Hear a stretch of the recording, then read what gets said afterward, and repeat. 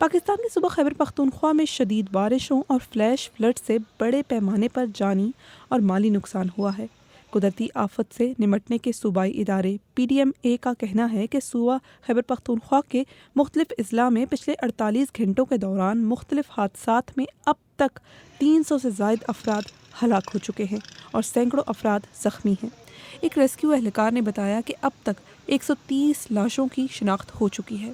جتنے لوگ سیف ہو رہے تھے تو ان کو سیف کر دیا، باقی اس کے بعد فلڈ جو ہے وہ بہت ہی زیادہ ہو گیا، تیز ہو گیا تھا، تو اس کے بعد ریسکیو نے اپنا آپریشن سٹارٹ کیا اور تقریباً ابھی تک 130 سے زیادہ اسی ہسپتال سے ڈیڈ باڈی جو ہے وہ لے کے گئے۔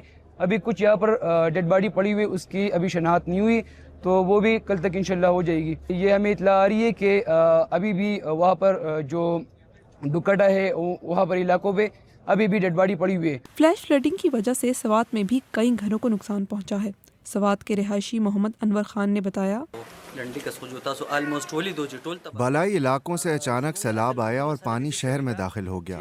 بارش کا پانی ہمارے گھروں میں بھی گھس آیا اور کئی گاڑیاں بہا لے گیا، جن میں سے کچھ مکمل طور پر تباہ ہو گئی ہیں۔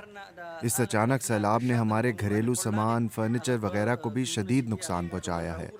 صورتحال مزید خراب ہو گئی ہے۔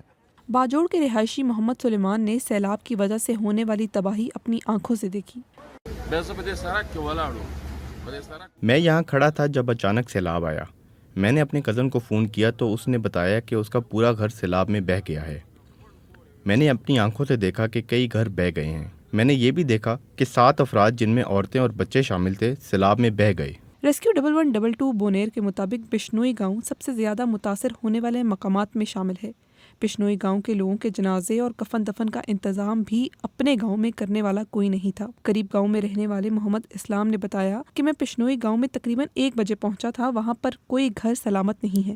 مغرب تک میں اپنے دوستوں اور علاقے کے لوگوں کے ساتھ مل کر کئی جنازوں میں شامل ہوا، جن کی مجھے تعداد بھی یاد نہیں ہے، جبکہ 6 قبریں کھودنے میں نے ان کی خود مدد کی۔ PDMA کی جانب سے جاری کی گئی ایک رپورٹ میں بتایا گیا ہے کہ یہ حادثات صوبے کے مختلف اضلاع سوات، بونیر، باجوڑ، مانسہرہ، شانگلہ اور بٹگرام میں پیش آئے ہیں۔